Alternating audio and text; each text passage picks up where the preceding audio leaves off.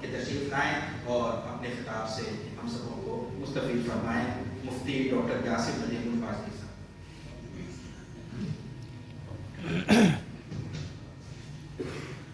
السلام علیکم ورحمۃ اللہ وبرکاتہ.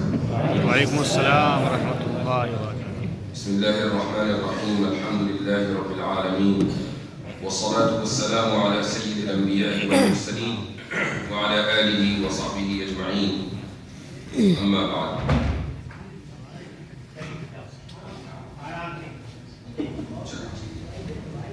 کھڑے ہو کے زیادہ مناسب رہے گا تو وہیں چلتے ہیں.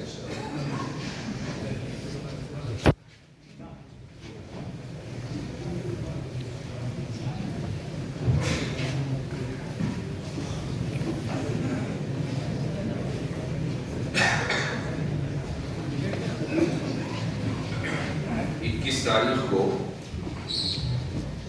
دیوبند میں ایک پروگرام تھا اور اس کی کچھ ویڈیوز شاید آپ حضرات نے دیکھی ہو. اس میں بھی میں نے آغاز یہیں سے کیا تھا کہ طبیعت خراب ہے اور اتفاق یہ رہا کہ کئی دن کے بعد آج دارالعلوم ندوۃ العلماء میں حاضری ہوئی ہے اور ابھی مسئلہ وہیں اٹکا ہوا ہے.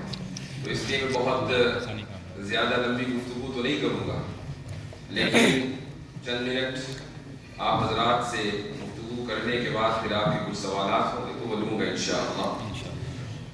میں شکریہ ادا کرتا ہوں اس ادارے کے منتظمین کا, یہاں کے اساتذہ کا کہ انہوں نے مجھے یاد کیا. میں رات آیا تھا دارالعلوم میں اور مقصد یہ تھا کہ حضرت مولانا عتیق صاحب سے مختصر ملاقات ہو. تو میں حضرت کے گھر گیا اور وہیں سے نکل گیا, لیکن کچھ لوگوں نے نکلتے ہوئے پکڑ لیا اور اس کے بعد چونکہ یہاں آنے کا مقصد ایک شادی میں شرکت ہے تو وہاں پر حضرت مولانا مسعود صاحب اور دیگر حضرات سے ملاقات ہوئی اور مزید جکڑ لیے گئے. تو لیکن بہرحال آپ حضرات سے ملاقات مقصود تھی, مقدر تھی. تو یہ میری خوش نصیبی ہے کہ میں آج اس عظیم الشان ادارے میں موجود ہوں.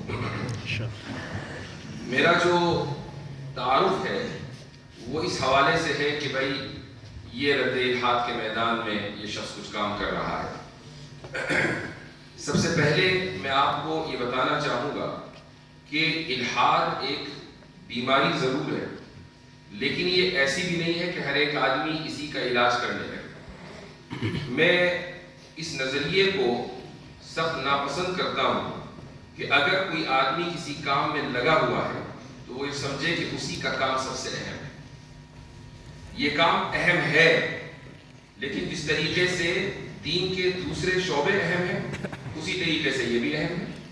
یعنی یہ بھی اپنے اندر یہ چیز بھی اہمیت رکھتی ہے کہ ہمارے یہاں ہماری ملت میں ایسے فقہا تیار ہوں کہ جو بہت سے مسائل میں دینی رہنمائی کریں. یہ چیز بھی اپنے اندر اہمیت رکھتی ہے کہ ہمارے درمیان محدثین ہوں, مفسرین ہوں, دعات ہوں, مبلغین ہوں اور اسی طریقے سے جو اس وقت ماڈرن چیلنجز ہیں ان کا مقابلہ کرنے والے ہیں.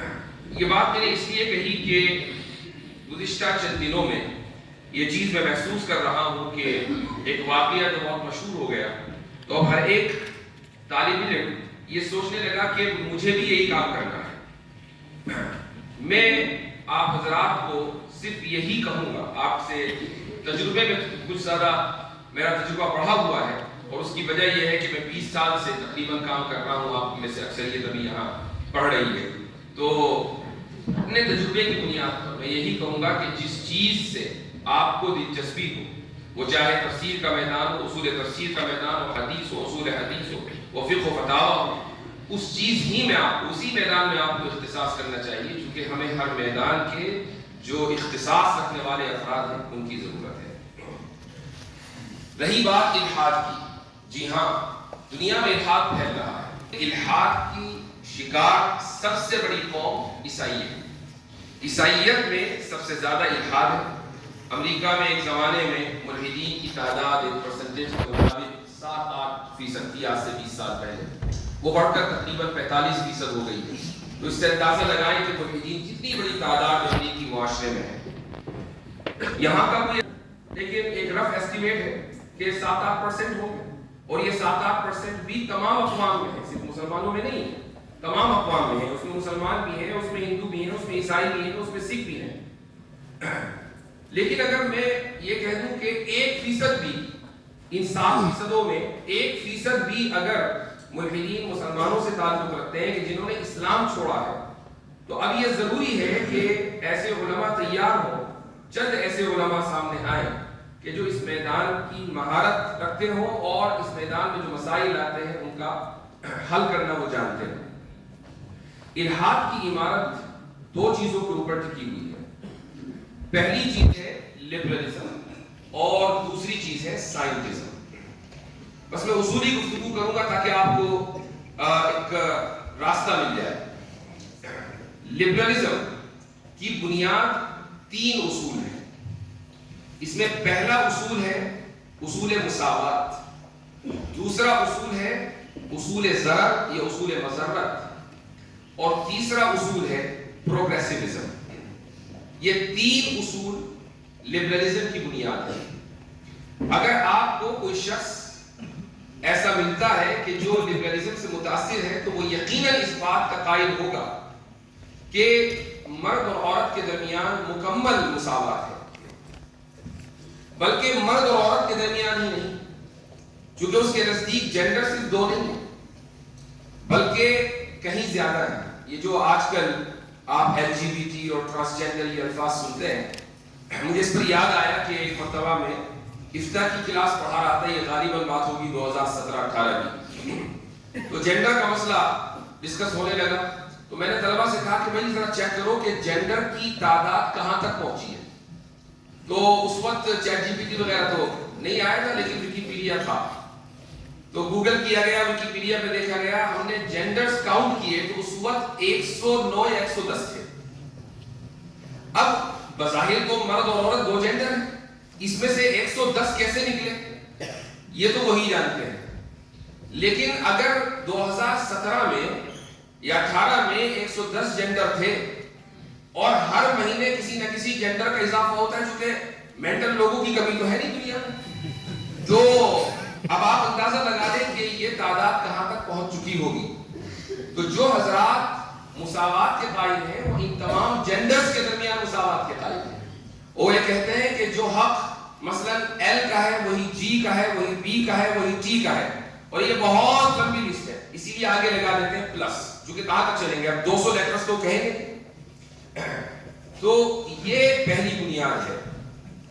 مساوات کا جو مسئلہ ہے یہ چلا اگرچہ مغرب سے ہے، لیکن ہر وہ معاشرہ جو مغربی تہذیب سے متاثر ہے، اور مغربی تہذیب سے ہر وہ معاشرہ متاثر ہے کہ جہاں اسکولی تعلیم مغربی جو خطوط ہیں ان کے اوپر استوار ہے.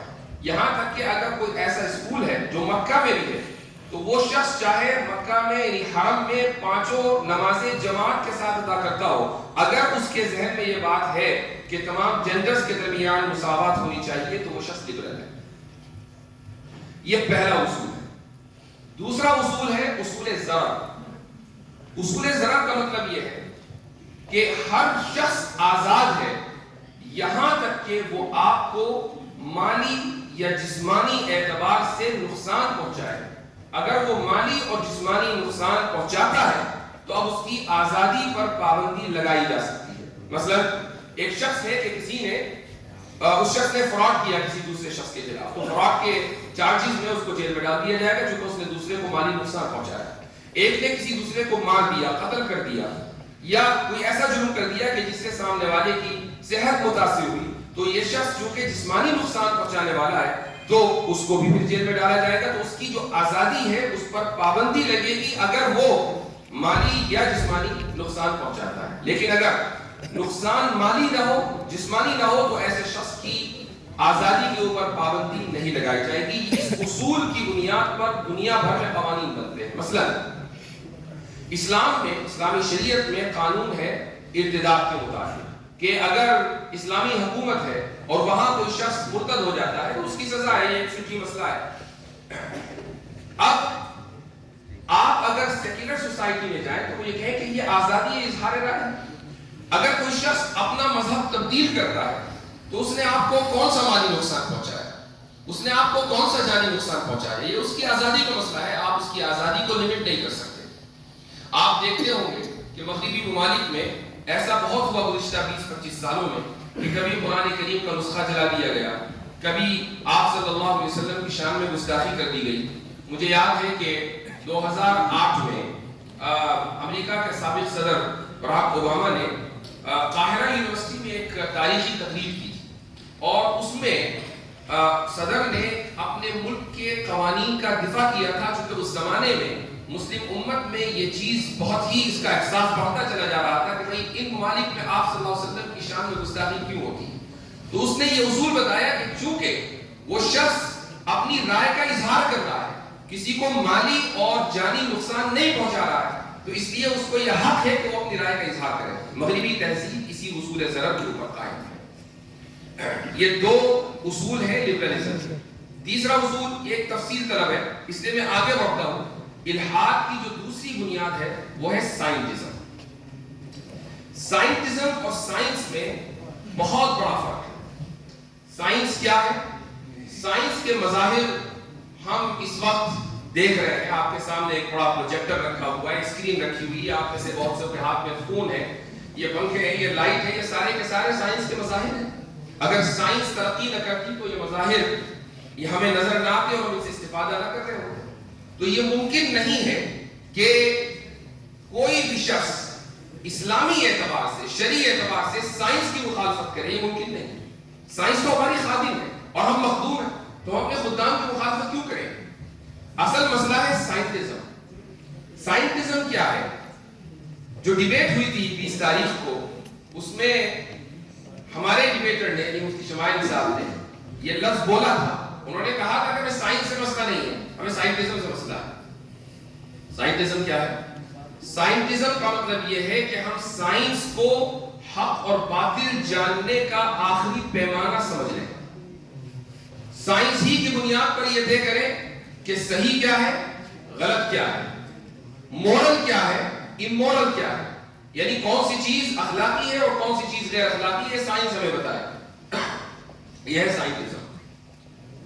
لیکن یہ عجیب و غریب بات ہے کہ اسکول اور کالجز میں پڑھے ہوئے نوجوان جو الحاد کے دلدل میں دھستے چلے جا رہے ہیں، انہیں سائنس اور سائنٹزم کے درمیان فرق نہیں پتا۔ وہ یہ کہتے ہیں کہ ہم اللہ تعالیٰ کو اس وقت مانیں گے جب سائنس کے ذریعے ہمیں پتا چلے گا کہ اللہ موجود ہے۔ ہم خدا کے اوپر، جنت کے اوپر، جہنم پر، فرشتوں پر، ان سب چیزوں کے اوپر جو عالم غیب ہے اس پر ایمان اس وقت لائیں گے جب ہمیں یہ پتا چلے گا کہ سائنس نے اس کو کنفرم کر دیا ہے۔ اب سائنس کیسے کنفرم کرتی ہے؟ سائنس کا ایک میتھڈ ہے، اس میتھڈ کی بنیاد پر ہی آپ سائنٹیفک تھیوری پیش کرتے ہیں۔ وہ میتھڈ میں بتا دیتا ہوں۔ سب سے پہلے چیز آتی ہے آبزرویشن، یعنی مشاہدہ۔ آپ نے سنا ہوگا یا پڑھا ہوگا کہ آئزک نیوٹن ایک مرتبہ کسی درخت کے نیچے بیٹھا تھا تو اس کے سر پر کیا گرا آ کے؟ سیب۔ اب ظاہر ہے کہ سیب ایسا تو نہیں ہے کہ آئزک نیوٹن کے سر پر دنیا میں پہلی مرتبہ گرا تو اس سے پہلے سیب گرا نہیں کرتے تھے بلکہ اڑا کرتے تھے، ایسا تو نہیں تھا۔ لیکن اس نے اس ایک فینومینا کو دیکھا اور سوچا کہ یہ سیب گرا ہے، کیوں گرا ہے؟ سوچا اس سے پہلے بھی لوگوں نے تھا اور لکھ بھی دیا تھا۔ استعمار کا مسئلہ یہ ہے کہ وہ ہر چیز چراتا ہے اور اس کے بعد پیٹنٹ کر دیتا ہے۔ یہ جو لا آف گریوٹی ہے، ایسا نہیں ہے کہ لوگوں کو پہلے سے پتہ نہیں تھا، قانون اسمبل پہلے سے بھی لوگوں کو پتا تھا، مسلم سائنسداں اس پر بات کر چکے تھے، فلاسفرز اس پر بات کر چکے تھے، لیکن مغرب نے اپنے دور میں، جس وقت جو استعمار کا دور تھا، انہوں نے ہر چیز کو، ہر قانون کو پیٹنٹ کر دیا۔ اب لا آف گریوٹی بھائی نیوٹن نے، جتنے بھی قوانین ہیں نیوٹن نے، تو نیوٹن نے سب سے پہلے ایک چیز کا مشاہدہ کیا۔ مشاہدہ کرنے کے بعد اس نے ایک مفروضہ تیار کیا، اس کو بولتے ہیں ہائپوتھیسس۔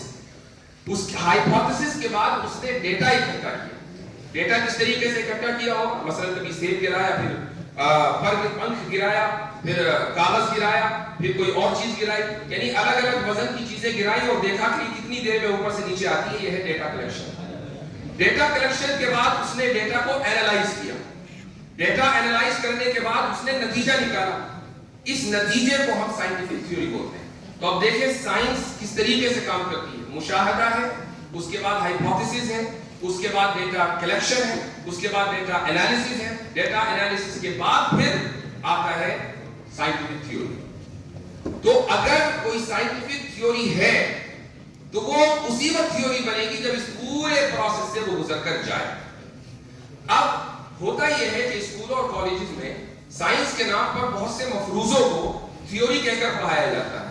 مثال کے طور پر آپ نے سنا ہوگا ملٹی ورس تھیوری.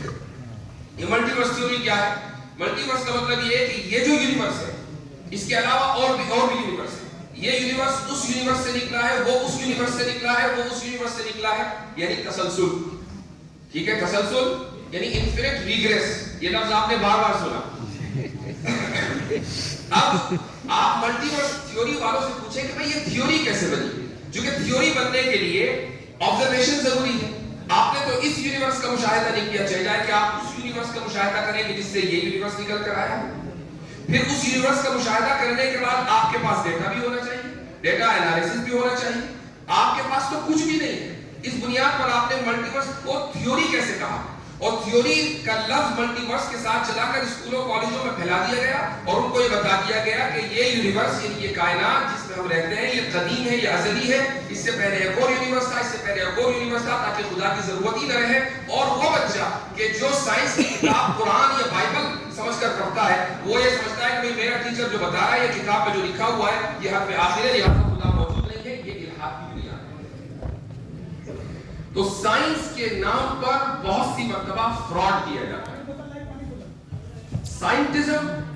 سائنٹزم یعنی سائنس کو حق اور باطل کے جانچنے کا معیار بنا لینا, یہ سائنٹزم ہے. لیکن آپ کسی بھی سائنسداں سے, وہ چاہے آئنسٹائن ہی کیوں نہ ہو, وہ ناسا میں کام کیوں نہ کر رہا ہو,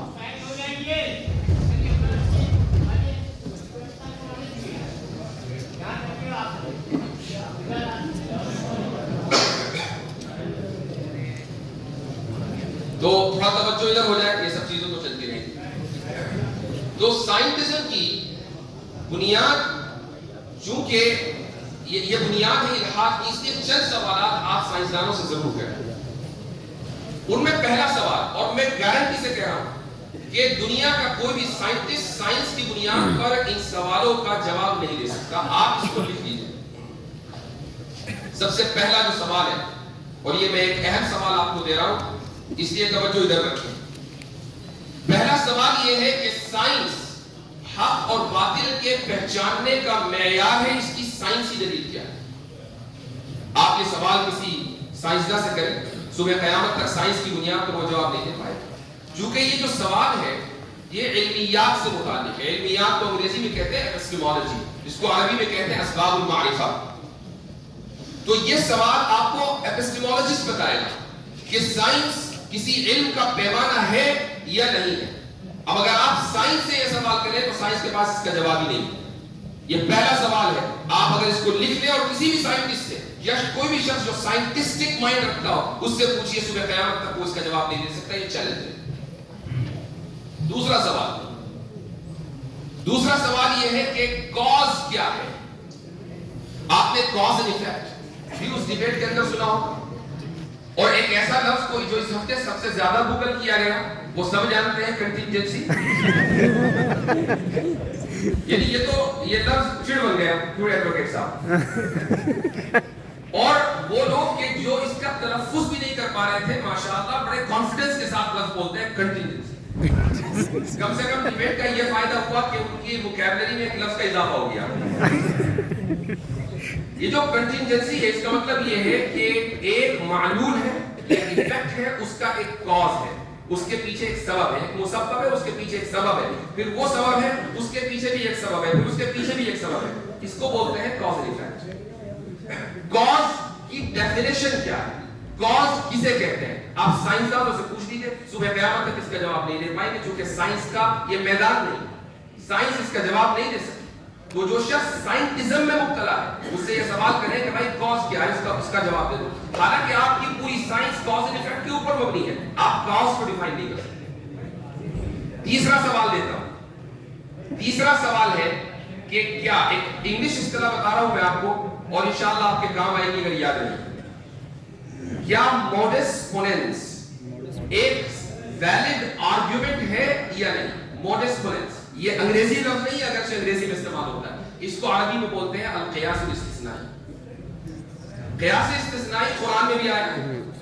لو کان فیہما آلہۃ الا اللہ لفسدتا, کہ اگر آسمان و زمینوں میں ایک سے زائد معبود ہوتے, ایک سے زائد خدا ہوتے, تو یہ پورا نظام تباہ ہو چکا ہوتا, پورا نظام بیکار ہو چکا ہوتا. لیکن بیکار نہیں ہوا, تباہ نہیں ہوا, ثابت ہوا کہ ایک سے زائد خدا نہیں ہے. یہ استدلال قرآن کا ہے, اس کو قیاس استثنائی کہا جاتا ہے. اسی کو انگریزی میں مورس مولنس کہتے ہیں. اب قیاس استثنائی حجت ہے یا نہیں ہے, سائنس سے پوچھے, سائنس کے پاس کوئی جواب نہیں ہے. لیکن اگر آپ سڑک پہ چلتے ہوئے کسی شخص سے بھی کہ جس نے زندگی میں کبھی سائنس نہ پڑھی ہو, فلسفہ نہ پڑھا ہو, علم کلام نہ پڑھا ہو, کوئی کتاب نہ پڑھی ہو, وہ مدرسے نہ گیا ہو, اسکول نہ گیا ہو, اس سے پوچھے کہ بھائی میں اگر اس طرح سے آرگومنٹ کروں کہ اگر بہت سارے خدا ہوتے اور ہر ایک اپنا نظام چلا رہا ہوتا تو کیا یہ نظام دنیا کا باقی رہتا, تو وہ کہے گا کس طرح کا. یہ استدلال ہر ایک کو سمجھ میں آتا ہے. قرآن کے استدلال کی خاصیت یہ ہے کہ ہر چلتے پھرتے شخص کو وہ سمجھ میں آئے گا, چاہے اس کا کوئی تعلیمی بیک گراؤنڈ ہو یا وہ بڑے سے بڑا سائنسدان ہو. سائنس کے پاس اس کا کوئی جواب نہیں ہے. ایک اور آپ کو سوال دیتا ہوں. وہ سوال یہ ہے کہ سائنس ہمیں یہ بتاتی ہے کہ جب ایک عورت حاملہ ہوتی ہے, پریگننٹ ہوتی ہے, تو اس کے اتنے دنوں کے بعد پیٹ میں پلنے والا بچہ درد محسوس کر سکتا ہے. یہ سائنس نے ہمیں بتایا. وہ 2 مہینے ہو سکتے ہیں, 3 مہینے ہو سکتے ہیں, یہ سائنس نے ہمیں بتایا. لیکن یہاں سوال یہ ہے سائنس سے کہ کیا جب بچہ درد محسوس کرنے لگے اس وقت ابورشن کرنا اخلاقی عمل ہے یا غیر اخلاقی؟ بچہ جس وقت درد محسوس کرنے لگے, سائنس نے ہمیں بتا دیا. اب یہ بتائیے کہ ابورشن کرنا اخلاقی عمل ہے یا غیر اخلاقی عمل ہے؟ سائنس صبح قیامت تک اس کا جواب نہیں دے سکتی, کیونکہ سائنس اخلاقیات کے لیے نہیں ہے. جبکہ اخلاقیات کا سوال ہر انسان کا سوال ہے. ہر انسان چاہتا ہے یہ جانے کہ کیا چیز مورل ہے اور کیا چیز امورل ہے. میں اپنے آپ کو اچھا کیسے بناؤں, ہر انسان جاننا چاہتا ہے. سائنس کے پاس اس کا کوئی جواب نہیں. تو جو لوگ سائنٹزم میں مبتلا ہیں ان سے آپ یہ چند سوال کر لیجئے, بغلے جھاڑنے لگے. تو سائنٹزم سے ہمیں کوئی لینا دینا نہیں. ہاں, سائنس ہماری خادم ہے اور ہم مخدوم ہیں, تو ہم اپنے خدام کو کیسے ریجیکٹ کر سکتے ہیں؟ تو سائنس کا جو درجہ ہے اس کو وہ درجہ دے, اور سائنٹزم کا جو درجہ ہے اس کو وہ درجہ دے. لہٰذا اگر کوئی شخص یہ کہے کہ میں خدا کو اس وقت مانوں گا کہ جب سائنسی طور پر مجھے دلیل مل جائے, یا عالم غیب کو اس وقت مانوں گا جب سائنسی طور پر مجھے دلیل مل جائے, میں روح کو اس وقت مانوں گا جب سائنس یہ ثابت کر دے کہ غیر مادی وجود بھی ہوتا ہے, تو اس وقت میں ان چیزوں کا تسلیم کروں گا. ایسا شخص سائنٹزم کی بیماری میں مبتلا ہے, اور سائنٹزم خود ایک ان سائنٹیفک بیہیویئر ہے. تو الحاد کی یہ 2 بنیادیں ہیں, لبرلزم اور سائنٹزم. آپ حضرات اگر اس میدان میں کام کرنا چاہتے ہیں, اور جیسے میں نے شروع میں ایک بات کہی کہ ہر ایک کو کام کرنے کی ضرورت بھی نہیں ہے, لیکن ہر ایک کو ایک کام کرنے کی ضرورت ہے, اور وہ یہ ہے کہ اسلام کی عقلی تفہیم و تشریح کیسے ہو. اس کی ضرورت صرف ملحدین کو یا مرتدین کو نہیں ہے, اس کی ضرورت مسلمان کو بھی ہے. آپ کسی بھی معاشرے میں چلے جائیں, جب آپ اپنے علاقوں میں جائیں گے, مسجدوں میں آپ کا خطاب ہوگا, عوامی اجتماعات میں آپ کا خطاب ہوگا, تو لوگ آپ سے سوال کریں گے کہ بھئی یہ مسئلہ تو ٹھیک ہے لیکن کیوں, اس کی حکمت کیا ہے, اس کی علت کیا ہے, اس کے پیچھے وجہ کیا ہے. اگر آپ نے اس کی عقلی تفہیم و تشریح کر دی تو سامنے والے کا ایمان مضبوط ہوگا. تو اس چیز کا تعلق ہر ایک سے, اور اسی لیے جب تک آپ اپنے مدرسے کی زندگی میں ہیں اپنا نصب العین بنائیں. سب سے پہلے کہ جو کتابیں آپ کے درس میں داخل ہیں ان کتابوں کو آپ پابندی کے ساتھ مکمل فوکس کے ساتھ پڑھیں. اس کی وجہ یہ ہے کہ اگر آپ کے ذہن میں یہ بات ہے کہ بھئی اس ادارے سے نکل کر ایک شخص نے عالمی سطح پر 2 دن میں شہرت حاصل کی ہے, تو ٹھیک ہے, اللہ تعالیٰ کا فضل ہے, لیکن اس کے پیچھے اس شخص کی کچھ محنت بھی تو ہوتی. ایسا تو نہیں ہے کہ وہ صبح کو اٹھا اور وہی آئی اور ایک دم وہ ڈیبیٹ میں چلا گیا, ایسا تو نہیں. اس نے پڑھا ہے, محنت سے پڑھا ہے, کبھی وہ اس لائق ہوا ہے کہ وہ وہاں گیا اور اس نے ایک ایسے شخص کو چیلنج کیا کہ جس کی محنت ہے 70 سال کی, جس کی شہرت ہے 70 سال کی, اور یہ اللہ تعالیٰ کا فضل تھا کہ 70 سال کی شہرت مغلوب ہو گئی, اور ایک ایسا شخص کہ جس کی کوئی شہرت نہیں تھی وہ غالب آیا اور 2 گھنٹے کے اندر پورا کھیل ہو گیا. تو اس کے پیچھے محنت ہے. اس لیے آپ حضرات اگر کسی شخص کو یہ دیکھتے ہیں کہ ہاں بھائی ہمارے میں سے ایک شخص آگے بڑھا ہے, تو اس کے سفر کو بھی دیکھیں کہ اس نے کیسے یہ قدم اٹھایا ہے. تو جو آپ کی درسی کتابیں ہیں, جو بھی آپ کے نصاب میں شامل ہیں, جو بھی آپ کے اساتذہ آپ کو پڑھاتے ہیں, یہ ضروری ہے کہ آپ اس کو, ان تمام کتابوں کو نہایت توجہ سے پڑھیں. یہ کرنے کے بعد اب آتا ہے آپ کا خارجی مطالعہ. چونکہ درسی کتابیں صرف آپ کو ایک طریقہ دیتی ہیں، آپ کو بنیاد فراہم کرتی ہیں. بنیاد کے بغیر عمارت بنی نہیں سکتی، اس لیے عمارت میں بنیاد سب سے اہم چیز ہے. لیکن اگر آپ خالی بنیاد بنا کر فارغ ہو جائیں اور کہیں کہ بس اسی بنیاد میں رہیں گے تو ظاہر ہے کہ یہ ناممکن ہے. بنیاد کے اوپر عمارت بنانی ہے، اور عمارت کتنی مضبوط اور کتنی خوبصورت ہو یہ آپ کے اوپر موقوف ہے. جتنا آپ مطالعہ کریں گے، خارجی مطالعہ کریں گے، اتنی ہی آپ کی جو عمارت ہے علمی وہ مضبوط ہوگی، پائیدار ہوگی اور اٹریکٹیو ہوگی. یعنی لوگوں کو اپنی طرف بلائے گی، لوگ چاہیں گے کہ اس عمارت کا وزٹ کریں. یہ تبھی ہوگا نا کہ جب آپ کے پاس مطالعہ ہو، مطالعے کی قوت ہو، استدلال کی قوت ہو، اور آپ کے پاس ڈلیوری کی پاور ہو. یعنی آپ یہ جانتے ہو کہ میں اپنے علم کو ڈلیور کیسے کروں. اس کے لیے لسان قوم جاننا ضروری ہے. لسان قوم صرف انگریزی نہیں ہے، ہندی بھی ہے، سنسکرت بھی ہے اور مقامی زبانیں. آپ کیرلا میں ہیں تو آپ کو کیرلا کی زبان آنی چاہیے، ملیالم آنی چاہیے، تمل آنی چاہیے، انگریزی تو ہے ہی. تو یہ جو تمام زبانیں ہیں اس میں ہم علماء تھوڑا سا پیچھے رہے تاریخی اعتبار سے. انگریزی کے اوپر تو توجہ ماشاءاللہ ایک عرصے سے ہے، لیکن جو مقامی زبانیں ہیں اس پر زیادہ توجہ نہیں ہے، اس پر بھی توجہ دینے کی ضرورت ہے. اب خارجی مطالعہ کیسے کریں؟ خارجی مطالعہ اگر آپ مجھ سے پوچھیں، کیونکہ آپ مجھے سن رہے ہیں تو ظاہر ہے کہ آپ یہ چاہیں گے کہ میں نے یہ سفر کیسے کیا. ابھی رات ایک سوال آیا، ایک صاحب نے مجھ سے سوال کیا کہ آپ اس میدان میں کیسے آئے، کیوں آپ نے اس میدان کا انتخاب کیا. تو میں نے ان کو جواب دیا کہ میں امریکہ میں ایک دن درس دے رہا تھا عقیدے کا اور کتاب کی شرح عقائد. یہ کتاب کا نام اس لیے بار بار لیتا ہوں، اب یہ کتاب غالباً ایسا ہوگا کہ میرا نام اور کتاب کا نام لازم منظوم ہو جائیں گے، مجھے اس سے ڈر لگتا ہے. تو یہ میں کتاب پہلی مرتبہ پڑھا رہا تھا، تو کچھ طلبہ نے جو ہائی اسکول اور انٹر کر چکے تھے، امریکہ کی بات ہے، انہوں نے مجھ سے کچھ سوالات کیے. یہ سوالات کتاب میں موجود ہوں گے لیکن میں سمجھ نہیں پایا، اور مجھے بڑی یعنی ذہنی ٹینشن ہوئی کہ بھائی بچے سوال کر رہے ہیں اور میرے پاس جواب نہیں ہے اور کتاب میں بھی نہیں ہے جو مجھے نظر نہیں آ رہا ہے. تو کیا واقعی یہ آؤٹ ڈیٹڈ ہے؟ کیا ان کتابوں کو نہیں پڑھانا چاہیے؟ میں نے کتاب اسی دن بند کر دی. میں نے کہا پہلے مطالعہ کریں گے اس کے بعد پڑھائیں گے. میں گھر گیا، گھر میں لائبریری تھی، وہاں حضرت نانوتوی رحمہ اللہ کی کتاب اتفاق سے مجھے حاصل ہو گئی. یہ کتاب تھی انتصار الاسلام. چھوٹا سا کتاب ہے، اس میں 9 سوالوں کے حضرت نانوتوی رحمہ اللہ نے جوابات دیے ہیں. یہ سوالات پنڈت دیانت سرسوتی کی طرف سے کیے گئے تھے. 10 سوالات کیے گئے تھے. ایک سوال کا جواب حضرت نے پوری کتاب لکھ کر دیا جس کا نام ہے قبلہ نما، اور 9 سوالوں کا جواب اس کتاب میں ہے انتصار الاسلام. تو وہ کتاب ملی اور اس میں 2-3 سوال وہ تھے جو طلبہ نے پوچھے تھے. تو مجھے خوشگوار حیرت ہوئی اور میں نے پوری کتاب پڑھ لی، مختصر سی تھی. اور اگلے دن میں وہ کتاب درسگاہ میں لے گیا اور میں نے کہا کہ چلو پہلے اس کتاب کو پڑھیں گے.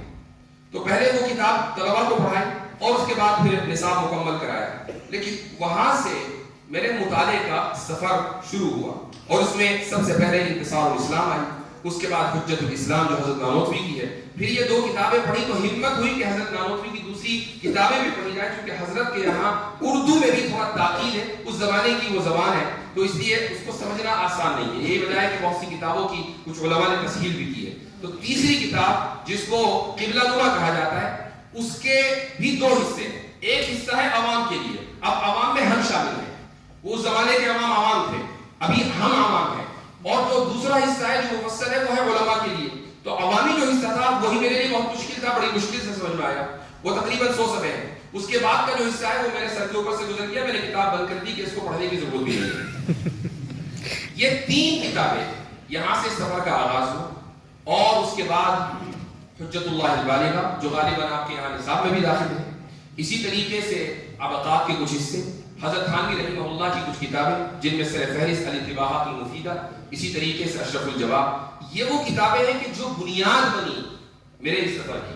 لیکن جب ہمیں سوالات آنے شروع ہوئے، کچھ سوالات تھے لبرلزم سے متعلق، کچھ سوالات تھے سائنٹزم سے متعلق، کچھ سوالات تھے فیمنزم سے متعلق، کچھ سوالات تھے ڈارونزم سے متعلق، تو مجھے مطالعہ کرنا پڑا ان علوم کا. اور میں نے یہ بھی آپ کو بتا دوں کہ میں زندگی میں ایک دن اسکول نہیں گیا.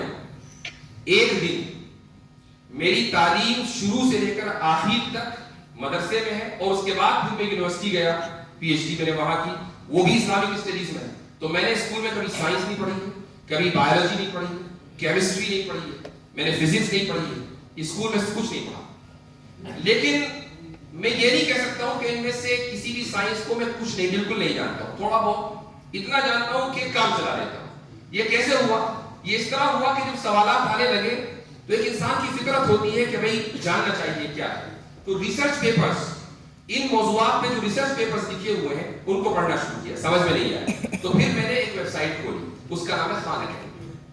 ٹھیک ہے، اب آپ دیکھیں خان اکیڈمی بچوں کے لیے کہ ان کے ٹیوشن کے لیے کوئی اسکول میں کلاس میں ٹیچر نے کچھ سمجھایا نہیں سمجھایا، خان اکیڈمی میں جاؤ ویڈیو دیکھو اور آپ کو وہ سمجھ میں آ جائے گا. اس کی کچھ ویڈیوز میں نے فزکس کی دیکھی، کچھ ویڈیوز کیمسٹری کی دیکھی اور اس طرح کانسیپٹ سمجھ میں آنے لگے. یوں جا کر کاسمولوجی کا اور اسی طریقے سے ڈارونزم کا مطالعہ ہوا اور پھر جب یہ مطالعہ ہو گیا تو پھر کورس پڑھایا. چونکہ میرا طریقہ یہ ہے کہ اگر مجھے کتاب پڑھنی ہوتی ہے تو میں پڑھا دیتا ہوں، چونکہ کتاب کو پڑھنے کا سب سے بہتر طریقہ یہ ہے کہ اس کو پڑھا دیا جائے اور وہ پھر ذہن میں بھی رہتی ہے. تو جب ڈارونزم کو میں نے پڑھنا شروع کیا اور ایک مدت بھی حصہ پڑھ لیا تو ذہن میں آیا کہ اس کو پڑھا دیا جائے. تو اپنے طلباء کو پڑھایا، پھر ایک کورس مرتب کیا. اسی کورس کو مفتی شمائل نے پڑھا. 2 سال کا وہ کورس تھا تحافظ الملاحدہ کے نام سے، تحافظ الفلاسفہ کے وزن پر. یہ کورس 2-2.5 سال چلا، الحمدللہ مرتب ہو چکا ہے. 9 اپریل کو 6 جلدوں میں اس موضوع کے اوپر کتاب آ جائے گی. 6 جلدوں میں ہے انشاءاللہ، آپ تک پہنچ جائے گی رد الحاد کے اوپر. یہ ایک انشاءاللہ ایک کامیاب کوشش ہوگی باذن اللہ تعالی. تو آپ حضرات کے سامنے صرف یہ بتلانا مقصود ہے کہ جس میدان کو بھی آپ منتخب کریں اس میدان میں آپ کو اختصاص حاصل ہونا چاہیے.